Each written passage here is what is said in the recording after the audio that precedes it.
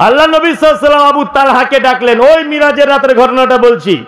আবু তালহাকে ডেকে বলছে, শোনো আবু তালহা, শোনো শোনো, এই তোমার স্ত্রীকে কাল রাতে জান্নাতের ভিতরে দেখে এলাম গো, আশ্চর্য ব্যাপার, কি করো জীবনে, কি ভালো কাজ করেছ?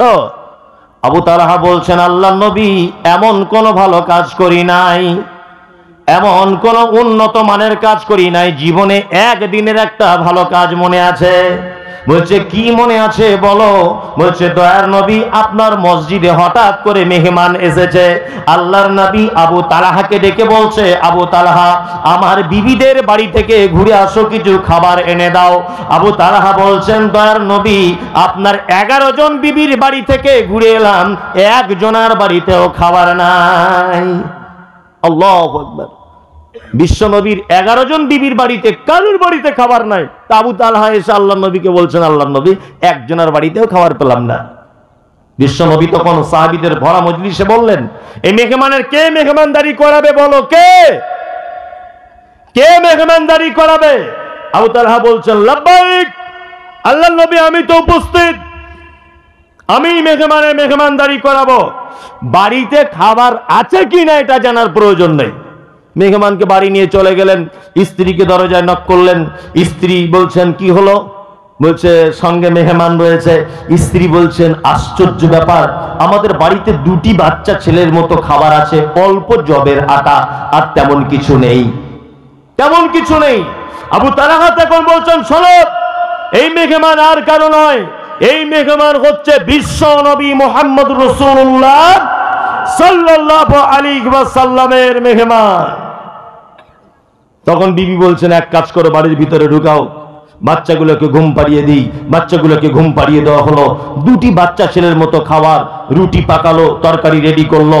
স্ত্রী স্বামীকে বলছে, এক কাজ করিও, যখন আমি খেতে দেবো তখন দস্তরখানে খাদ্য পরিবেশন করার নাম করে প্রদীপের যে আলোটা জ্বলবে রাতের বেলা, ওই প্রদীপের আলোটা ফুঁক দিয়ে নিভিয়ে দিবে।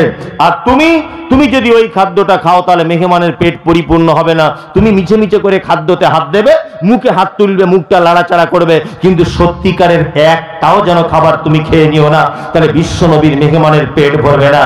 সারা রাত স্বামী স্ত্রী দুজনে উপোস থাকলো, বাচ্চাগুলো উপোস থাকলো। বিশ্ব নবী জনাবে রাসূলুল্লাহ সাল্লাল্লাহু আলাইহি ওয়াসাল্লামের কাছে আবু তালহা এই ঘটনা বর্ণনা করলেন।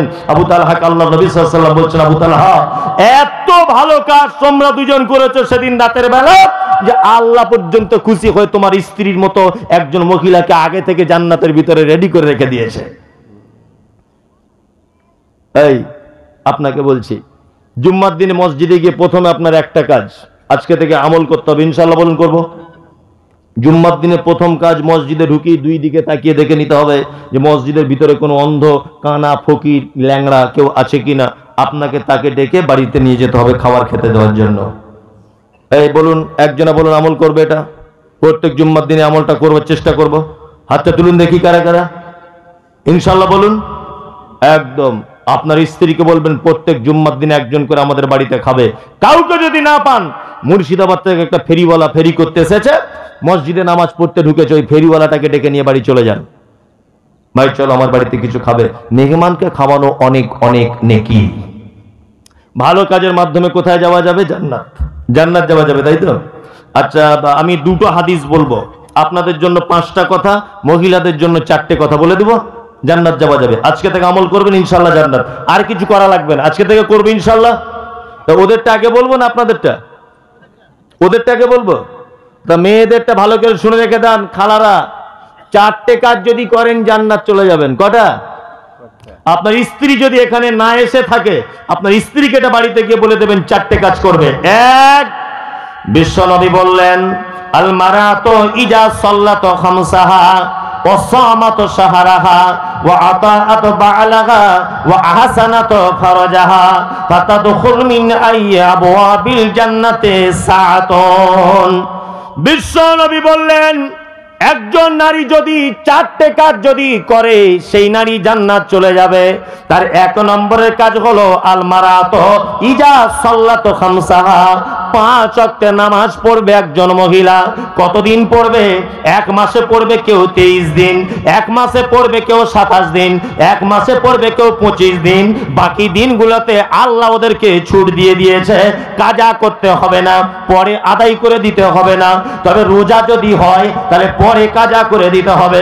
আর 2 নম্বর হচ্ছে ওয়াসামাত শাহরাহা, নবীজি বললেন 1 মাস রোজা রাখবে, রোজা যদি কাজা হয়ে যায় তাহলে পরবর্তীতে করে দিতে হবে।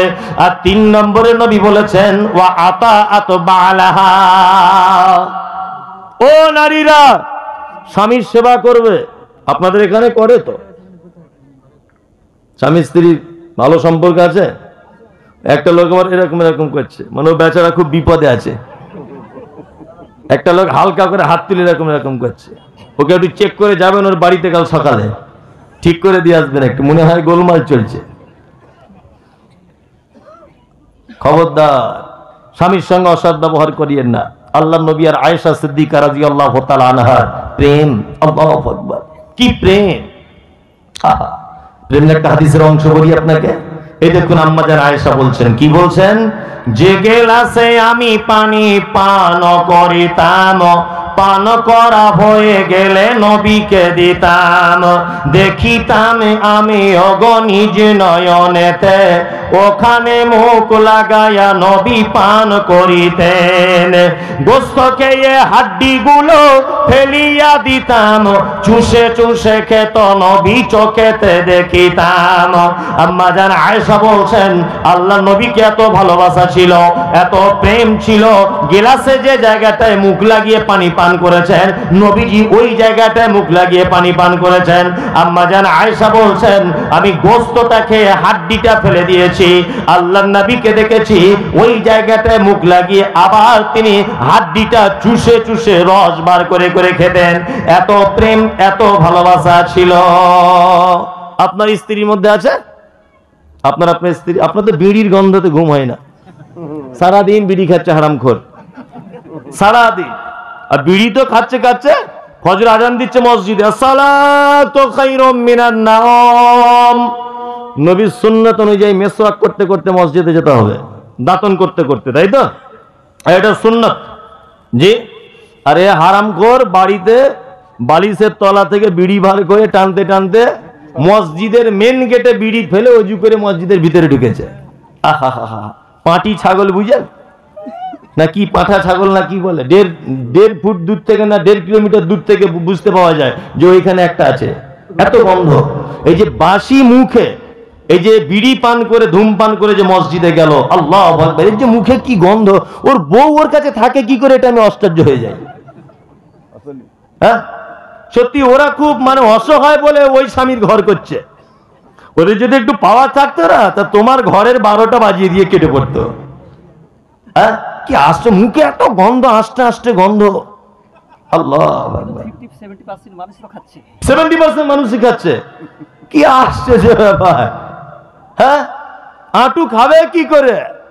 আর নবীদের স্ত্রীরা বলছে যে গ্লাসে যেমন করে পানি পান করতেন ওই গ্লাসে ওই জায়গাটায় মুখ লাগিয়ে আবার স্ত্রীরা পান করতেন, স্বামীরা পান করতেন।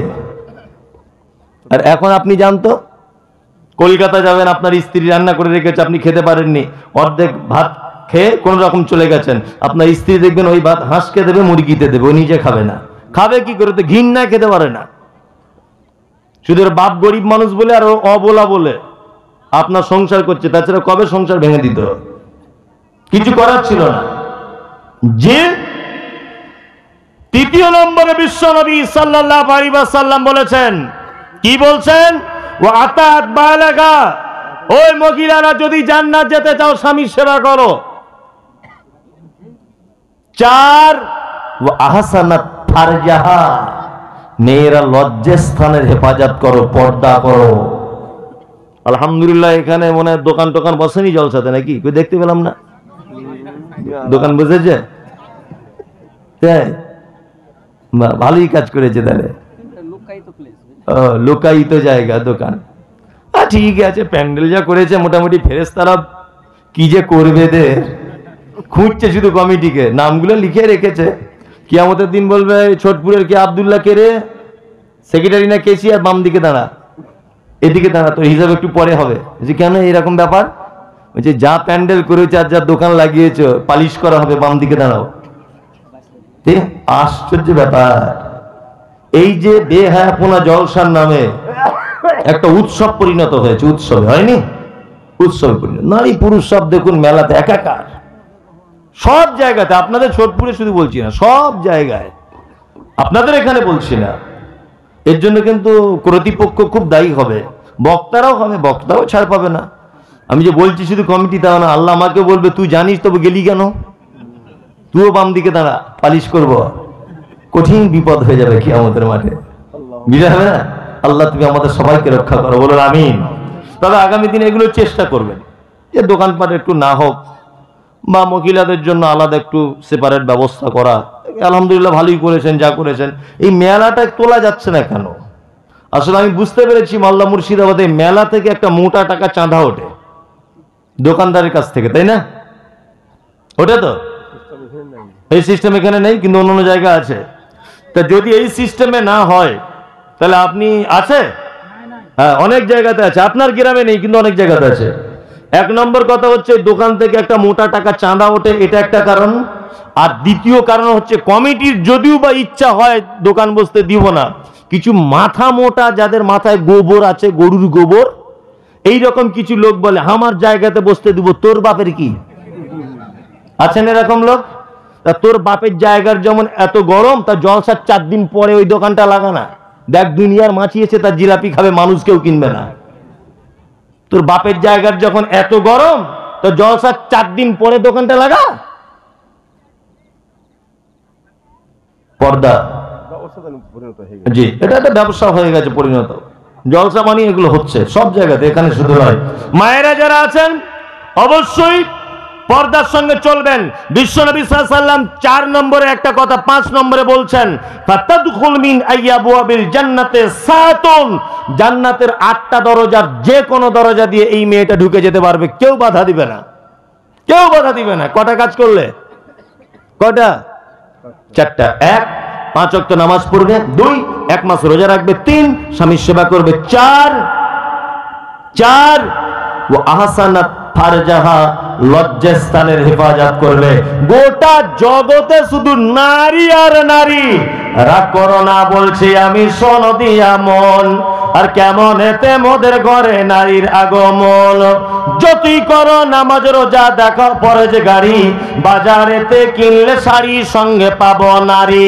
আসল নারী মা গাওয়া এলো দুনিয়াতে, ওই নারী হতে এত নারী হিসাবকে বা রাখে।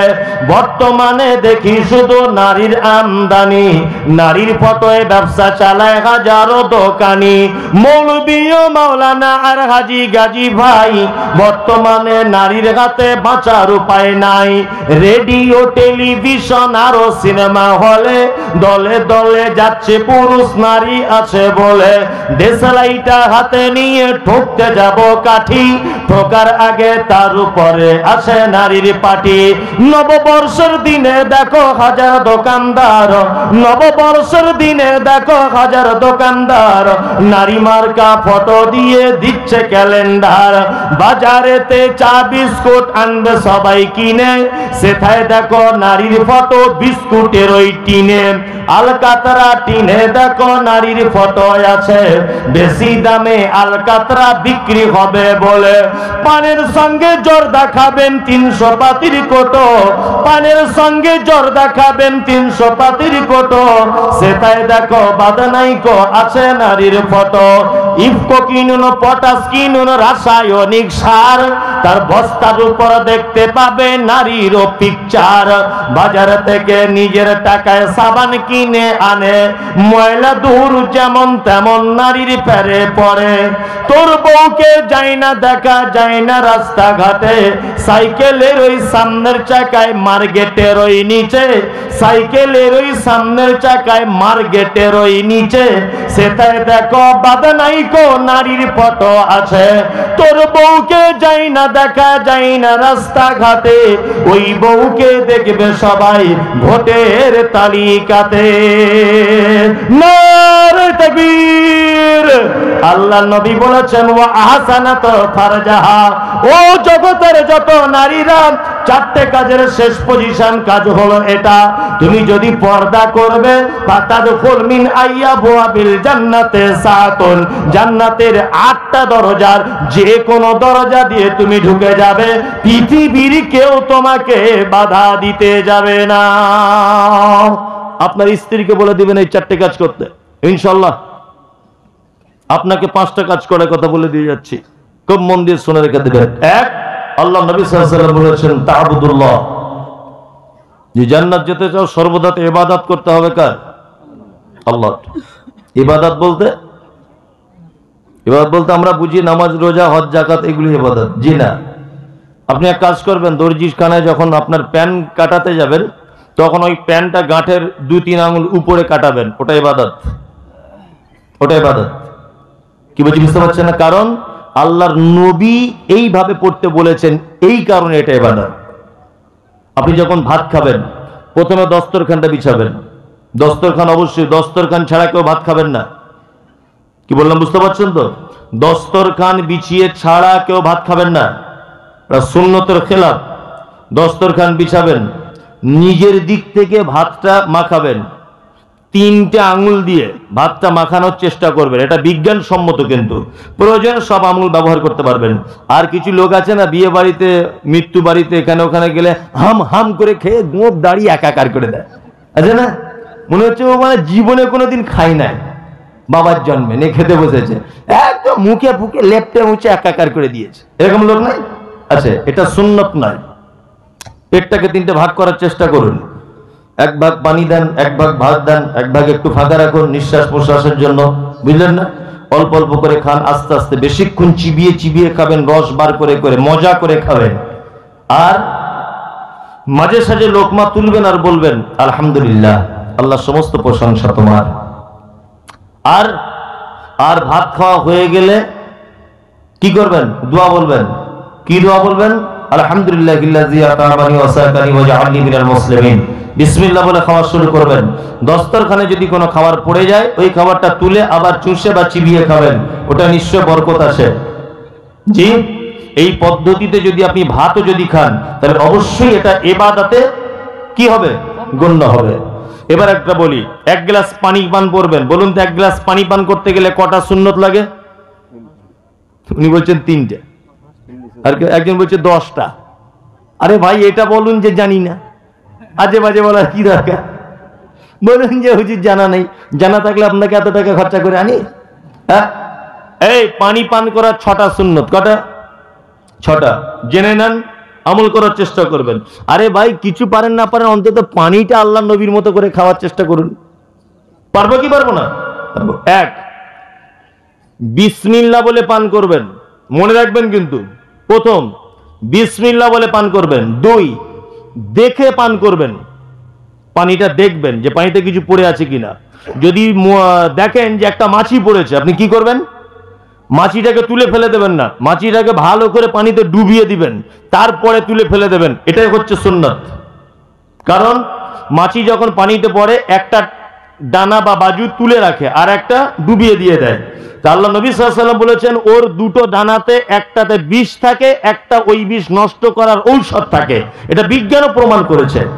ওই জন্য যার ডানাতে বিষ থাকে, ওই ডানাটা ও ডুবিয়ে দিয়ে রাখে, আর যেটা ঔষধ থাকে ওটা উঁচু করে রাখে। বিজ্ঞানও এটা প্রমাণ করেছে যে ওই মাছিটাকে বা মৌমাছিটাকে ডুবিয়ে ফেলে তবে পানিটা পান করবেন। তাহলে কটা হলো? বিসমিল্লাহ বলে পান, দেখে পান, বসে পান করতে হবে, 3 নিঃশ্বাসে পান করতে হবে, 5 ডান হাতে পান করতে হবে, 6 পান করা হয়ে গেলে বলতে হবে আলহামদুলিল্লাহ। কি বললাম বুঝতে পারলেন তো? আলহামদুলিল্লাহ এটা বলতে হবে। 1 গ্লাস পানি পান করতে গেলে কটা সুন্নত লাগলো? 6টা। এই 6টা সুন্নত মেনে যদি আপনি 1 গ্লাস পানি যদি পান করেন, অবশ্যই এটা ইবাদতে পরিপূর্ণ হবে। তা'বুদুল্লাহ।